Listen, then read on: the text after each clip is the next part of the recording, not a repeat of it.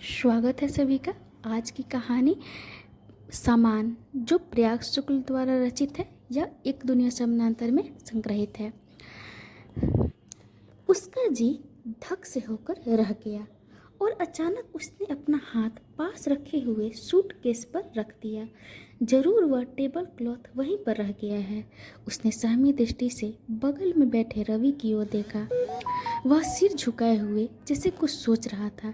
बात उसके होठों तक आकर रह गई और वह मुंह घुमाकर बाहर की ओर देखने लगी। दूर तक फैले हुए कटे पड़े खेत और कहीं कहीं पेड़। वह हर चीज़ के बारे में सोचने लगी। चलते समय उसने सारी चीज़ें सहेज कर रख ली थी। टेबल क्लॉथ समेट कर बराबर खुली रहने वाली अलमारी में रख तो दिया था, पर फिर उसे सूटकेस में रखा था या नहीं उसे याद नहीं आ रहा है था। उसने एक बार फिर सोचा कि वह रवि से टेबल क्लॉथ के बारे में बता दे। फिर उसने सोचा कि वह व्यर्थ ही बहुत अधिक चिंतित हो उठेगा और खींचकर बहुत सारे प्रश्न पूछने लगेगा। शादी के बाद पिछले 2 वर्षों में वह यह बात अच्छी तरह जान गई थी कि रवि अक्सर छोटी छोटी बातों को लेकर बहुत चिंतित हो उठता है और खींचकर उससे कितने ही प्रश्न पूछ बैठता है। पर वह उसकी खींच का कारण धीरे धीरे समझने लगी थी। वह समझने लगी थी कि रवि किसी चीज़ के खो जाने पर एक नए खर्च और एक अव्यवस्था की बात सोचकर ही खींच उठता है। इसलिए अब उसके प्रश्नों से उसे बहुत दुख नहीं होता था। थोड़ी देर बाद एक जगह बस रुकी तो रवि ने उसकी ओर देखकर पूछा, पानी पियोगी? नहीं, उसने धीरे से कहा। हालांकि उसे थोड़ी सी प्यास लगी थी, पर मन में एक तरह की घबराहट भर गई थी और वह बिल्कुल चुपचाप बैठी रहना चाहती थी। उसने बाहर की ओर नजर दौड़ाई। छोटी छोटी कपड़े या अनाज की दुकानें, चबूतरों के ऊपर चरपाइयों पर लेटे हुए लोग, दुकानों के ऊपर कमरों और बरामदों में दिखाई पड़ने वाले चेहरों की ओर देखकर वह हल्के आश्चर्य से भर गई। यहाँ दिन भर धूल सी उड़ा करती है, बसें और लारियाँ रुकती हैं और बहुत से लोग रात दिन यहीं रहते हैं। बगल से एक लारी निकल गई तो उसने मुंह भीतर की ओर कर लिया। टूथपेस्ट और ब्रश उसने रख लिए थे। टेबल क्लॉथ भी शायद उसने रख लिया था। नहीं, वह वहीं पर छूट गया है। उस कमरे का पूरा दृश्य उसकी आंखों के सामने घूम गया। वह एक बार फिर टेबल क्लॉथ के बारे में सोचने का प्रयत्न करने लगी, पर वह कुछ सोच ना पा रही थी। मन के किसी कोने में वह बात घर कर गई थी कि अगर यह मालूम हो गया कि टेबल क्लॉथ वहीं छूट गया है तो उसकी घबराहट और खींच बढ़ जाएगी। इसलिए वह उसके बारे में एक संशय बनाए रखना चाहती थी। छोटी बहन के घर अब वह कब जाएगी ठीक नहीं, और उसके यहाँ से कोई कब आएगा कहाँ नहीं जा सकता। टेबल क्लॉथ कितना सुंदर और कीमती था और उसने कितनी मेहनत से उस पर कढ़ाई की थी। जिस दिन उसने टेबल के ऊपर उसे बिछाया था, पूरा कमरा बहुत सुंदर दिखने लगा था और रवि ने खुश होकर कहा था, यह काम तुमने इनाम देने लायक किया है। उसने एक गहरी सांस ली। घबराहट बढ़ती जा रही थी। उसे अपने दोनों कमरे याद आने लगे थे, जिनमें उसकी कई दिन की अनुपस्थिति के कारण धूल जम गई होगी। वह कल से ही सोच रही थी कि जाते ही कमरा साफ करेगी और सब सामान ठीक से सजा देगी, पर अब उसे लग रहा था जैसे कमरे का साफ होना या ना होना बहुत महत्व नहीं रखता। रवि अक्सर कहा करता है कि टेबल लैंप का नीला शेड और टेबल क्लॉथ, ये दोनों चीज़ें उससे बहुत काम करा लेती हैं।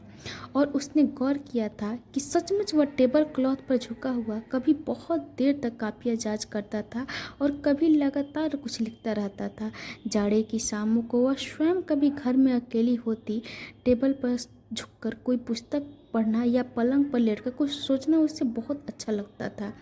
कभी कभी वह सलाइयाँ और ऊन लेकर बहुत देर तक कुछ बुनती रहती। सामान सहेज लो, रवि ने धीरे से कहा। उसकी ये इच्छा हुई, कह दे सामान है ही क्या, पर उसने पैरों के पास रखे हुए बैग और झोले को सामने की खाली सीट पर रख दिया और सैंडल पहन ली। उठो, सामान उतरकर रवि ने रिक्शा किया। वो धूप बहुत तेज थी और सड़कें सूनी थी। जाते ही स्नान करूँगा, रवि ने धीरे से कहा। उसने कुछ कहा नहीं, वह अभी टेबल क्लॉथ के बारे में सोच रही थी। जब तक वह सूटकेस खोल कर देख न लेगी तब तक रवि से उसके बारे में कुछ न कहेगी। घर पहुंचते पहुंचते उसे लगा जैसे वह बहुत थक गई है। रास्ते भर वह रिक्शा में चुपचाप बैठी रही थी और सोचती रही थी। वह घर पर पहुंचकर बिस्तर पर लेट जाएगी और थकान उतारने की चेष्टा करेगी। वह बिस्तर पर लेटकर तकिए में मुंह छिपा लेगी और रवि अगर टेबल क्लॉथ छोड़ आने के लिए कुछ कहेगा तो पड़े पड़े चुपचाप सुन लेगी। घर पहुंचकर उसने दरवाज़ा खोला और पलंग पर बैठकर प्रतीक्षा करने लगी। रवि स्नान करने चला जाए तो सूटकेस खोलकर देखे टेबल क्लॉथ है या नहीं। थोड़ी देर बैठकर रवि बैग में सूटकेस ढूंढने लगा। क्या ढूंढ रहे हो? सूटकेस तुमने कहाँ रखा है? इसी में तो था, इसमें तो नहीं है। उसके मन में एक खींच भर गई। कहीं से चलना हुआ तो इतनी जल्दी मचाएंगे जैसे कोई आफत आ पड़ी हो। ऐसे में चीज़ें छूटेंगी नहीं। देखो सूटकेस में तो नहीं है। सूटकेस में। पर उसने चाबियों का गुच्छा लेकर सूटकेस खोला। इसी बहाने वह देख लेगी टेबल क्लॉथ है या नहीं। वह घबराई सी कपड़े निकाल निकाल कर बाहर रखने लगी। टेबल क्लॉथ वहीं छूट गया था। सूटकेस भी नहीं था। इसमें तो नहीं है। रुको, अलमारी में साबुन रखा है, कहकर उसने अलमारी खोली और साबुन की टिक्कियाँ निकालकर रवि की ओर बढ़ा दी। वह तौलिया और साबुन की टिक्कियाँ लेकर बाथरूम की ओर चला गया। किवाड़ उड़काकर वह पलंग पर लेट गई और खुद को समझाने का प्रयत्न करने लगी। बस रवि थोड़ा नाराज हो लेगा और वे लोग जाकर कोई कपड़ा खरीद लाएंगे और वह उस पर फिर कढ़ाई कर लेगी। पर ना जाने क्यों घबराहट कम नहीं हो रही थी। उसने महसूस किया कि रवि के नाराज होने की संभावना का उससे उतना दुख नहीं जितना टेबल क्लॉथ के छूट जाने का। पलंग के पास ही टेबल पड़ा हुआ था और बिना टेबल क्लॉथ का टेबल उसे बहुत अजीब लग रहा था और हल्के अधूरे अंधेरे में पूरा कमरा उसे बहुत सूना सूना और बेतरतीब मालूम पड़ रहा था। रवि स्नान करके लौटा तो उसने पूछा, नहाओगी नहीं? नहा लूँगी, उसने धीरे से कहा। टेबल क्लॉथ वहीं पर छूट गया है। वह आगे कहना चाहती थी, उसने तो मना किया था कि उसे ना ले चलो, तुम्हें वहाँ कौन लिखना पढ़ना है, और फिर किसी के यहाँ इस तरह की कोई चीज़ें बिछाकर क्या वापस लौटते समय उससे समेट लेना अच्छा लगता है? मुझे तो हर जगह पढ़ना लिखना रहता है, रवि ने कहा था। वह रवि की ओर देखने लगी कि वह क्या कहता है। यह भी खूब रही, कहकर रवि ने अलमारी से छोटा सा शीशा उठा लिया और बाल सवार का चेहरा देखने लगा। रवि के हाथ में वह शीशा देखकर उसे याद आया कि करीब 1 महीने पहले किस तरह दीवार पर टंगा हुआ बड़ा सा सुंदर शीशा साफ करते समय उसकी जरा सी असावधानी से गिरकर टूट गया था और तब रवि कितना खींच उठा था और कई दिन तक उससे बीच बीच में यह बताता रहता था कि उतना कीमती शीशा फिर खरीद कर लाना बहुत मुश्किल है। शीशे के नीचे कंघा और पाउडर वगैरह रखने की जगह थी और तब कितनी सुविधा होती थी। अब कंघा कहीं पड़ा रहता है और शीशा कहीं। सारी बातें सोचकर उसे लग रहा था जैसे उसमें उठने की शक्ति न बची हो। सहसा उसे इस बात का भान हुआ कि टेबल क्लॉथ छूट जाने की बात सुनकर रवि नाराज नहीं हुआ। शायद वह इस यात्रा से बहुत संतुष्ट था। उन्हें चिट्ठी लिख देंगे, वह टेबल क्लॉथ भेज दें। नहीं नहीं, जल्दी क्या है, वहाँ से कोई आएगा तो आ जाएगा, रवि ने कहा। रवि की इस बात को सुनकर उसे लगा जैसे अचानक उसके सिर से बहुत बड़ा बोझ उतर गया। जल्दी से नहा लो, आओ तो चाय पी जाए, अभी आई, कहकर वह उठी और कपड़े लेकर बाथरूम की ओर चली गई। नहा धोकर लौटी तो उसे ताजगी महसूस हो रही थी। अब वह टेबल क्लॉथ के बारे में लगातार नहीं सोच रही थी, पर जब उसने साबुन की टिकिया टेबल के ऊपर रखी तो अचानक उसे फिर टेबल क्लॉथ और सोप केस के छूट जाने की बात याद आ गई और वह फिर कुछ अनमनी सी हो गई। इतनी गर्मी में उसे चाय पीना अच्छा नहीं लगता था, पर आज उसकी भी चाय पीने की इच्छा हो रही थी। उसने जल्दी से चाय बनाई और 1 कप रवि को देकर 1 कप में चाय डालकर स्वयं भी पीने लगी। चाय पीते हुए उसने एक बार कमरे में चारों ओर निगाह दौड़ाई। जगह जगह धूल जम गई थी और थोड़ी छोटी बड़ी चीज़ें इधर उधर बिखर रही थी। सहसा उसने सूटकेस की ओर देखा और चौंक पड़ी। एक कोने में चमड़ा किसी चीज़ से कटकर उघड़ आया था। इस पर कितने दिन से कवर लगाना है, इस तरह तो यह बिल्कुल ख़राब हो जाएगा। रास्ते भर उसे लग रहा था जैसे वह कुछ भी देख सुन नहीं रही, पर इस वक्त उसे यात्रा की एक एक बात याद आ रही थी और वह उन जगहों के बारे में सोचने लगी जो रास्ते में मिली थी, धूल भरी और बेतरतीब। और उसके मन में छोटी बहन और उसके आसपास के घरों की याद ताज़ा हो उठी। वह उसकी बेतरतीबी और अभाव को स्पष्ट रूप से अनुभव करने लगी। एकाएक अनजाने ही उसके मन में अजीब अजीब भावनाएं घुमड़ने लगी। वह कल्पना में उन घरों और कमरों को सामान से भरा और सजा हुआ देखने लगी। और चाय है? रवि ने पूछा तो वह जैसे चौंक उठी। हाँ, कहकर उसने रवि के हाथ से कप ले लिया।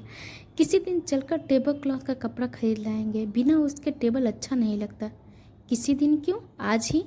वह आ जाएगा तो दो हो जाएंगे और बारी बारी से धुलवा लिया करेंगे। फिर रवि ने हंसते हुए कहा, अच्छा हुआ वह वहाँ छूट गया। तुमने छोटी बहन को कुछ दिया ही नहीं था। एक शीशा भी, उसने धीरे से कहा। हाँ हाँ, कहकर रवि ने कप रख दिया और आंखें मूंद ली। वह हल्के अंधेरे में कमरे को देखने लगी।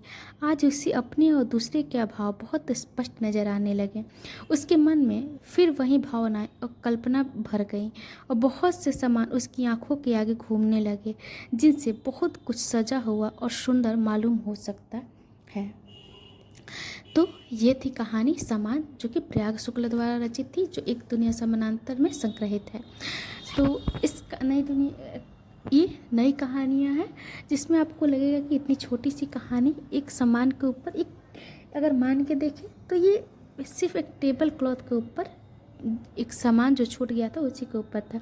पर अगर हम इसे एक अन्य अर्थ में देखें तो हम देख सकते हैं कि ये सामान वो चीज़ है जो हमारे मन में, जैसे कि एक किसी हम पास्ट भी कह सकते हैं, एक टेबल क्लॉथ के छूटने के वजह से उसने अपने पूरे सफ़र, जो आने का सफ़र था, उसे उसने कहीं भी इंजॉय नहीं किया, क्योंकि वो उसका पूरा ध्यान उस सामान पे जाकर टिक गया था जो चीज़ और छूट चुकी थी। वो घर उससे उसने बहुत पहले ही ये कल्पना कर ली थी कि रवि क्या कैसे खींच कर उससे व्यवहार करेगा, किस तरह उस पर गुस्सा करेगा। इस सोच में उसने कितनी सारी कल्पनाएं कर ली थी और एक तरह से खुद को कितना परेशान कर लिया था उसने। जबकि जब वही चीज़ जब जिसको भविष्य में सोच रही थी, जब वही प्रेजेंट वर्तमान में होता है तो उसका कुछ बहुत ज़्यादा परिणाम देखने को नहीं मिलता है। रवि इस बात को हंस कर टाल देता है। उसका हंस कर टालना इस बात का प्रमाण है कि इंसान आने वाले भविष्य की कल्पना में खुद को कितना परेशान कर लेता है कि अपने वर्तमान को ही बर्बाद कर देता है। उसने पूरा वर्तमान अपना ख़राब कर दिया था उस सफ़र का, सिर्फ एक सोच में। एक कहानी के इस मोड़ पर कहा जाता है कि वो इतनी घबरा गई थी, वो बिस्तर से उठने पाने की हिम्मत में नहीं थी, क्योंकि उसने अपने दिमाग में बहुत सारा उसका बोझ ले लिया था कि आखिर क्या होगा जब उसे पता चलेगा। जब पता चलता है तो कुछ नहीं होता है और वो बिल्कुल निश्चिंत हो जाती है। इसलिए किसी भी चीज़, चाहे वो कोई घटना हो या फिर कोई भी व्यक्ति हो, किसी के भी ऊपर अपनी ज़िंदगी को टिका कर वहाँ रोक नहीं देना चाहिए। जो चीज़ बीत गया वो बीत गया और अपने वर्तमान को जीना चाहिए। भविष्य हो सकता है कि आपने जितनी बड़ी कल्पना कर ली हो, अच्छा या बुरा, वो उतना हो ना, वो बहुत ही साधारण हो जो कि वर्तमान की तरफ बीत जाए। तो इस कहानी का यही ऐसा होना चाहिए कि अपने को खुद को बहुत ज़्यादा परेशानी में नहीं डालना चाहिए और किसी बात को बहुत बड़ा नहीं बनाना चाहिए। और बहुत बहुत धन्यवाद। सबका अपना नज़रिया होता है देखने का। आपको क्या समझ में आया कमेंट सेक्शन में ज़रूर लिखिएगा। बहुत बहुत धन्यवाद जुड़ने के लिए।